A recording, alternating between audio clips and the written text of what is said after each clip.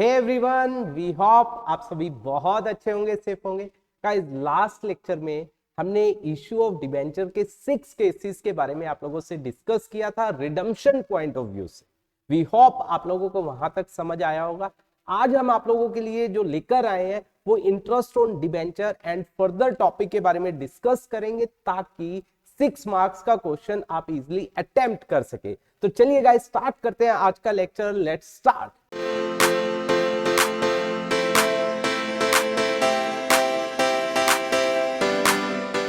तो देखिए, हमारे पास जो टॉपिक आ रहा है that is interest on debenture. सबसे पहली बात, अगर हम डिबेंचर के इंटरेस्ट की बात करते हैं, हमें डिबेंचर होल्डर्स को देना है, तो ये कंपनी के लिए क्या है? एक्सपेंस है।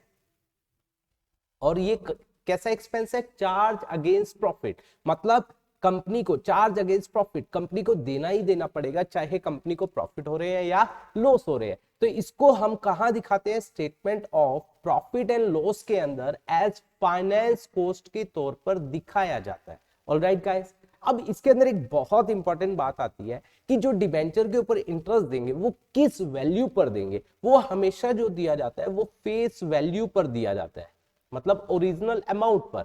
लेट्स सपोज हमने 1 लाख के डिबेंचर इशू किए, हमने 10% का डिस्काउंट दे दिया, तो हमारे पास 90,000 आए। हमें 90,000 पर इंटरेस्ट नहीं देना है, फेस वैल्यू 1 लाख है, 1 लाख पर इंटरेस्ट देना है। ऑलराइट गाइस, और आप बहुत अच्छे से जानते हो कि डिबेंचर के ऊपर इंटरेस्ट किसके अंदर? डिबेंचर सर्टिफिकेट के अंदर मेंशन्ड होता है। उसके अंदर बताया जाता है कि इतना रेट ऑफ इंटरेस्ट दिया जाएगा और कब कब दिया जाएगा, कि वो हाफ ईयरली दिया जाएगा या क्वार्टरली दिया जाएगा या मंथली या ईयरली। वो सब डिबेंचर सर्टिफिकेट के अंदर मेंशन्ड होता है कि हम इंटरेस्ट देंगे, मंथली देंगे या क्वार्टरली देंगे या हाफ ईयरली देंगे या ईयरली देंगे। वो सब उसके अंदर मेंशन्ड होता है और रेट ऑफ इंटरेस्ट कितना दिया जाएगा वो भी मेंशन्ड होता है। तो अब यहां पर जो इंपॉर्टेंट बात आती है, आपको इसकी एंट्रीज किस तरीके से करनी है, क्योंकि आप अकाउंटिंग कर रहे हो तो इसकी अकाउंटिंग कैसे की जाएगी ये आपको सीखना है। तो देखिए गाइस, इसकी एंट्री कैसे की जाएगी इंटरेस्ट ऑन डिबेंचर की। देखिए, सबसे पहली बात, ये आपके लिए एक्सपेंस है, कंपनी के लिए एक्सपेंस होता है। तो हम एंट्री क्या करेंगे? जब ये ड्यू होगा, हम एंट्री क्या करेंगे? Interest on debenture account debit, क्योंकि कंपनी के लिए एक्सपेंस है, एक्सपेंस डेबिट होता है। किसको दिया जाएगा? डिबेंचर होल्डर्स को। हमने डिबेंचर होल्डर्स को अपनी लाइबिलिटी मान लिया कि हमें उनको पे करना है, और जब हम इसको पे करेंगे तो एंट्री क्या होगी? अब ये लाइबिलिटी हमारी खत्म हो गई, debenture holders account debit. Yes guys, और 2 में क्या हो जाएगा? पैसा जाएगा, तो 2 में बैंक। और एक बात जो आपको बहुत ध्यान रखनी है कि eight the end of the year, क्योंकि इंटरेस्ट ऑन डिबेंचर कंपनी के लिए एक्सपेंस है और आपको पता है एक्सपेंस रेकरिंग नेचर का है, तो इसको कहां दिखाया जाता है? Statement of profit and loss में। तो यहां पर eight the end of the year हम इसको statement of profit and loss में दिखाएंगे डेबिट। 2 में क्या हो जाएगा? Interest on debenture.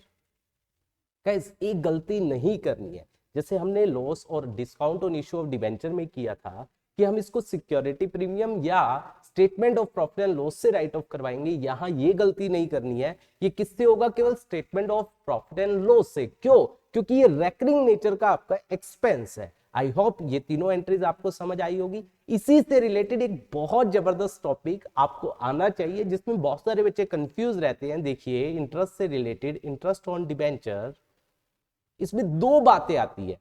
कौन सी आती है बताइए भैया? पहली आती है interest accrue and due. Yes भैया, ये तो बहुत इंपॉर्टेंट बात है।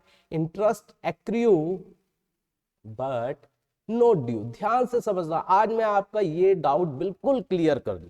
नॉट ड्यू, पहली बात, इंटरेस्ट एक्रू एंड ड्यू, इसका मतलब क्या होता है? इंटरेस्ट एक्रू एंड ड्यू, मान लीजिए मैं डेट ले लेता हूं कि इंटरेस्ट हम किस किस डेट पर देंगे। मान लीजिए हम हाफ ईयरली ले लेते हैं, हम दे रहे हैं दैट इज ऑन 30 सितंबर और 31 मार्च। ठीक है, मतलब 1 अप्रैल से लेकर 30 सितंबर, फिर 1 अक्टूबर से लेकर 31 मार्च। 6 मंथ्स की हमने डेट ले ली कि हम इंटरेस्ट ऐसे दे रहे हैं। तो मान लीजिए 6 सितंबर की बात करें, तो जो ये इंटरेस्ट है डिबेंचर होल्डर ने कमा भी लिया और 30 सितंबर को उनको मिलना भी चाहिए। That is called accrue and due. Accrue भी हो गया, उन्होंने कमा भी लिया और मिलना भी चाहिए। मान लीजिए मैं ये बात करूं 1 अप्रैल से लेकर 30 अप्रैल तक की, ये जो एक महीने का इंटरेस्ट है डिबेंचर होल्डर ने कमा तो लिया है, लेकिन ड्यू कब होगा? 30 सितंबर को। तो एक्रियू का मतलब होता है कमा लिया है, ड्यू का मतलब होता है मिलने लायक हो गया है। तो 30 सितंबर को 6 मंथ्स का इंटरेस्ट उन्होंने कमा भी लिया और मिलने लायक भी हो गया, लेकिन 1 अप्रैल से 30 अप्रैल तक का एक महीने का एक्रियू तो हो गया लेकिन ड्यू हुआ नहीं है। तो मान लीजिए लेट्स सपोज 30 सितंबर की बात करें, ये इंटरेस्ट एक्रियू भी हो गया और ड्यू भी हो गया, ठीक है। तो इस केस में इसमें दो बातें आती है, अगर कंपनी ने पे कर दिया है पेड, और दूसरा नॉट पेड, कब तक? ध्यान से सुनना, 31 मार्च तक। अगर पे कर दिया है तो ये हमारी लाइबिलिटी में आएगा नहीं, ठीक है गाइस। अगर कंपनी ने 31 मार्च तक उस 6 मंथ्स के इंटरेस्ट को पे नहीं किया है तो इसे इक्विटी एंड लाइबिलिटीज में, करंट लाइबिलिटी में, अदर करंट लाइबिलिटी में क्या किया जाएगा? शो किया जाएगा। आई होप यहां तक आपको समझ आया होगा। अब बात आई 31 मार्च, अगेन 31 मार्च को वो भी इंटरेस्ट क्या हो गया? 31 मार्च को इंटरेस्ट एक्रियू भी हो गया और ड्यू भी हो गया। अब बात आती है वही कि अगर पे कर दिया है तो ये लाइबिलिटी में आएगा नहीं, क्योंकि पे हो गया। अगर ये पे नहीं हुआ है तो इसको भी, क्योंकि हमें बेसिकली करंट लाइबिलिटी और अदर करंट लाइबिलिटी में क्यों दिखा रहे हैं? क्योंकि हमें इनको जल्दी से जल्दी क्या करना पड़ेगा? पे करना पड़ेगा। तो हम इसको इक्विटी एंड लाइबिलिटीज में, करंट लाइबिलिटी में, अदर करंट लाइबिलिटी में क्या करेंगे? शो करेंगे। आई होप ये बात आपको समझ आई होगी। इसके बाद देखिए नेक्स्ट आ रहा है हमारा दूसरा point, interest accrue but not due. इसमें मैं डिफरेंट डेट ले लेता हूं। 6 मंथ्स, मान लीजिए हम इंटरेस्ट जो दे रहे हैं 6 मंथली दे रहे हैं, हाफ ईयरली दे रहे हैं। इसमें जो मैं डेट ले लेता हूं वो ले लेता हूं 30 जून एंड 31 दिसंबर, ठीक है। तो सबसे पहले 31 दिसंबर की बात करते हैं। 31 दिसंबर ये कब से कब तक का होगा? 1 जुलाई से लेकर 31 दिसंबर, 6 मंथ्स का इंटरेस्ट। ये इंटरेस्ट क्या हो गया? एक्रियू भी हो गया और ड्यू भी हो गया। 31 दिसंबर को एक्रियू भी हो गया होगा और ड्यू भी हो गया होगा। अगेन यहां पर अगर ये पेड हो गया, मतलब पे कर दिया गया 31 मार्च तक, तो इसको हम लाइबिलिटी में क्या नहीं करेंगे? शो नहीं करेंगे। सेम वही बात, अगर ये पे नहीं हुआ होगा, यस गाइस, तो वही बात, इसे इक्विटी एंड लाइबिलिटीज में, इक्विटी एंड लाइबिलिटीज में कहां पर? करंट लाइबिलिटी में, अदर करंट लाइबिलिटी में क्या किया जाएगा? शो किया जाएगा as interest accrue and due but not paid. वहां पर भी यही लिखा जाएगा, इंटरेस्ट एक्रियू भी हो गया, ड्यू भी हो गया, लेकिन पे नहीं हुआ। लेकिन अब मैं बात करता हूं 30 जून, अगली 30 जून को, जो अगले 6 मंथ्स का 1 जनवरी से लेकर 30 जून, ये 6 मंथ्स का इंटरेस्ट क्या होगा? एक्रियू और ड्यू होगा। लेकिन उससे पहले हमारी 31 मार्च हमारे अकाउंट्स क्या हो रहे हैं? क्लोज हो रहे हैं। तो ये 3 महीने का इंटरेस्ट जो है, क्योंकि एक्रियल कॉन्सेप्ट हम फॉलो करते हैं, क्या बोला जाता है? जो खर्चा जिस साल से रिलेट करता है उसी साल दिखाएंगे। तो ये 3 मंथ्स का, जैन से लेकर मार्च तक का, हमें इस साल क्या करना पड़ेगा? शो करना पड़ेगा। लेकिन ये पे तो नहीं होगा, 3 मंथ्स का इंटरेस्ट उन्होंने कमा तो लिया है, एक्रियू तो हो गया। ये इंटरेस्ट कैसा है? एक्रियू, interest accrue but not due, लेकिन ड्यू हुआ नहीं है, नॉट ड्यू। तो ये पे क्यों होगा? जब ड्यू ही नहीं हुआ है तो पे भी नहीं होगा। तो इसको हम कैसे दिखाएंगे? इस 3 मंथ्स के इंटरेस्ट को हम अपनी लाइबिलिटी में, अगेन इक्विटी एंड लाइबिलिटी में, किसमें? करंट लाइबिलिटी में, इसको अदर करंट लाइबिलिटी में क्या किया जाएगा? शो किया जाएगा। कैसे? Interest accrue but not due, क्योंकि पे तो हुआ ही नहीं है। अगेन ये यहां क्यों आया? क्योंकि अगले 3 महीनों में ये इंटरेस्ट क्या हो जाएगा? ड्यू हो जाएगा। अगेन हमें इसको विद इन 12 मंथ्स क्या करना है? पे करना है। आई होप ये पूरा कॉन्सेप्ट आपको अच्छे से क्लियर हुआ होगा। देखिए इसके बाद हमारे पास नेक्स्ट कॉन्सेप्ट जो आ रहा है दैट इज वेरी इंपॉर्टेंट। वैसे तो हम डिस्कस कर चुके हैं इसके बारे में, लेकिन एक बार ध्यान से सुनना, दैट इज डिस्काउंट और loss on issue of debenture. Yes guys,